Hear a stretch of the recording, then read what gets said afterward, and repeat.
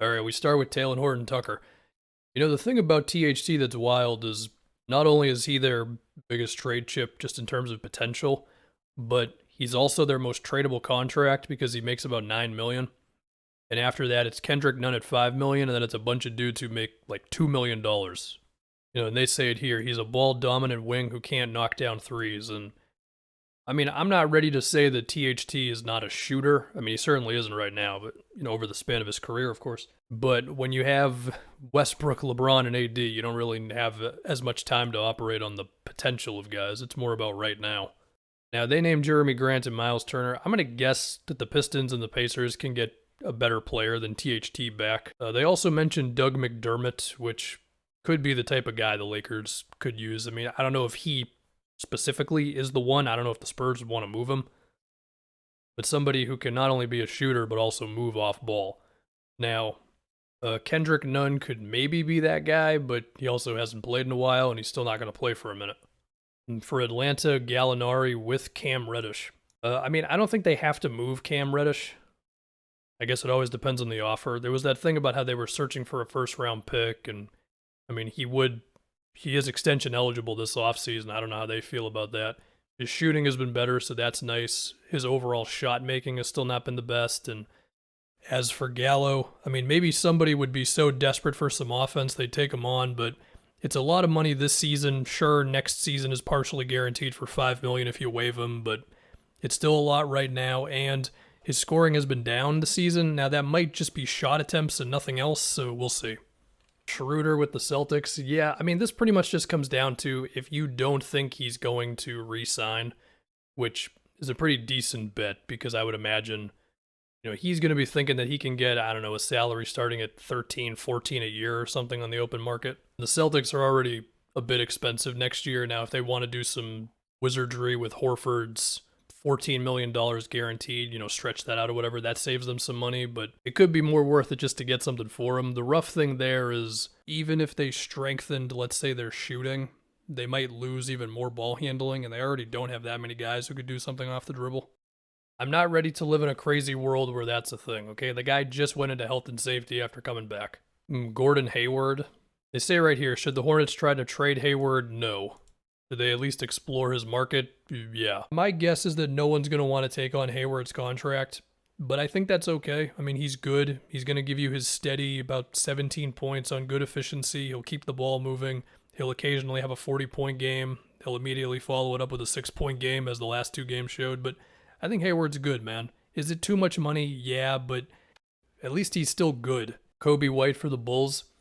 So there has been a bit of discourse within Bulls internet, you know, besides the whole, like, our entire team is in health and safety right now, in that they've been arguing amongst themselves, should they trade Coby White? Should they even consider trading Patrick Williams to beef up the team right now and really go for it with the idea of, like, if you get yourself in the mix in the postseason, anything can happen at that point. You know, another team can have an injury or whatever. But they've also moved a whole bunch of picks, and I also don't know if teams would be doing backflips to take on Coby White, but somebody would certainly take him on. I still don't think Kevin Love is tradable. He's got 2 years left in his deal. Maybe on the last year of his contract, he might be tradable because then it's an expiring for something else. And hey, for what it's worth, he's given them some okay backup big guy minutes. You know, he can still score in the post a bit. He's still got little passes out of the post or on the short roll. They also mentioned Ricky Rubio, which I do think is a more interesting name. Porzingis, yeah, I don't think there's a move there.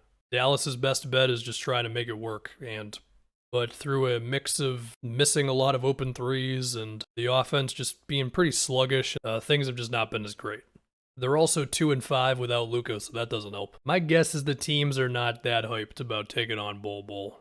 I mean, it's been how long now, and he still has barely gotten in the rotation. Jeremy Grant, yeah, that's a popular one. I think I've seen some Bulls fans talk about him. I've seen Laker fans. He just had thumb surgery, so he's going to be out for a while. I think the goal for the Pistons for Grant is at minimum a first that is hopefully not like 7 years into the future, and one young guy they can feel good about. The question I have with Grant is, you know, because he's taken on more of a scoring role and he's not super consistent while doing it, which if he's on a new team, is he going to go back into like 14 points a game mode, or is he going to be like, I'm a 20-point guy? Because to me, the best version of him is scoring less and focusing on defense a little bit more. And I keep saying this, I just assume they're hanging on to all their young guys. Christian Wood, I don't think they have to trade him right now. I mean, if they get the sense that he wants to stick around past his current contract, I think you could hang on to him. Of course, his next deal is going to be a lot more money than this one is. But I could also picture another team being like, man, he could be the difference between us having a pretty good offense and a great offense because of how he can take it himself off the dribble, score in the post, dive to the rim, pick and pop. Myles Turner, Bleacher Report finally got their dream. Myles Turner might get traded. I really think they're just going to take the best offer between Sabonis or Turner. Now, Shams said that a slew of teams will pursue Myles Turner, so the price tag could just keep on going up. I think the three teams I immediately think of for Myles Turner are the Knicks, the Hornets, and the Kings. Eric Bledsoe on the Clippers, good luck, man, I don't know. The Clippers need some more offense. Of course, getting Kawhi Leonard back would be nice there. Serge has already been talked about enough in trade stuff, and who knows if teams really want him. Yeah, I remember earlier in the season, I was like, man, do the Grizzlies really have the right team around Ja Morant? And then they started winning all their games without him. So now I'm just kind of like, I guess they could stand packed and kind of be okay. Now, with Kyle Anderson specifically, I mean, he's a good two-way player. He has gotten better from three the past couple seasons. He's a good passer, even if you're not going to run everything through him. I think teams could certainly use that. And KZ Okpala for the Heat. Yeah, Miami doesn't have a whole lot to move. So the most they could hope for is a buyout or trading a low-salary young dude for a low-salary vet. Unless they want to move DiVincenzo or Grayson Allen to really shake things up, this is probably the most you're going to get. They could use some more security at center. For what it's worth, I do think Nwora has potential as a scorer. For the T-Wolves, Malik Beasley, he had a scoring surge recently, but it's been an up-and-down season for him. I think a lot of that being, well, if you Google his offseason, you'll know what I mean. You know, he's got 3 years left in his deal. It's about 14, 15 a year. He's not cheap for a guy who has been struggling a bit this season. I mean, if you promised me that he was going to get back to being the guy he's been, then I would gladly take him on the Celtics. But if that was the case, the T-Wolves would probably just want to hang on to him. And Josh Hart, yeah, they gave him the super weird contract. They basically just held up a billboard that said, we are willing to trade this guy at any time. And Kemba Walker, Evan Fournier, and Kevin Knox. If I had to pick one team that could really, really use Myles Turner, I think it's between the Knicks and the Hornets. But if you want Myles Turner, none of these guys are going to get him.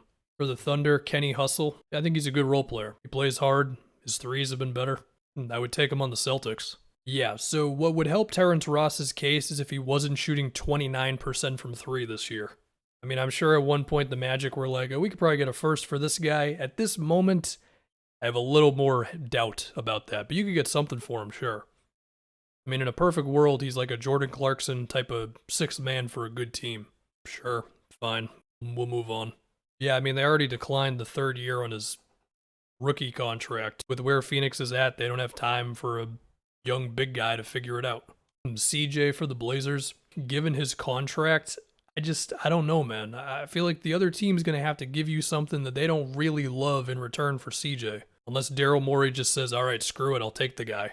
I mean, they mentioned the Clippers, and I agree. I think that would make sense for CJ, and I think they're one of the teams who would be okay with taking on a bigger contract. What are you getting back for the Blazers? Like Luke Kennard, Bledsoe, Marcus Morris? Like, it's just not a great return. The Kings, you could talk me into a lot of things this year. It depends on where they're at around the trade deadline. But look, I keep saying it. Like I've seen Kings fans be like, yeah, just trade everybody, even De'Aaron Fox, completely bottom out, go that route. You know, hold on to Halliburton and Davion Mitchell, and that's that. I've seen other people say, well, just trade Buddy Hield, and if you can get anything for Bagley, that'll be fine. I'm not making any predictions, but something is going to happen. Yeah, it seems like from the beginning of the season, Thad Young to Phoenix was an idea. The one thing here is that he only has 1 year on his contract, so the Spurs have to do it now. You wouldn't want to waste the asset. And for the Raptors, Dragic. Yeah, the thing there is just the money. He's making like $19 million. It's just tough to put the money together. The teams could certainly use him. I mean, the Mavs, of course, were the popular team. The Clippers could use him. Joe Ingles with the Jazz. This is another team that's been talked about for Jeremy Grant. The thing with Utah, it's this weird thing where it's like, it's going really well right now.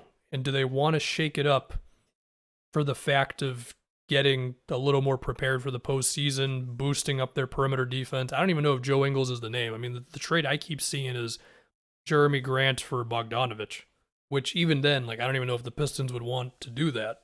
Bertans for the Wiz. Yeah, I just think given the length of his contract, it's not really in the cards for a move, unless it's somebody else giving you a contract that they don't really mess with either. Should be said with the Wizards, they're kind of falling apart right now. And with Bradley Beal having a player option that he's most likely going to decline next year, things get interesting. They better turn it around real quick.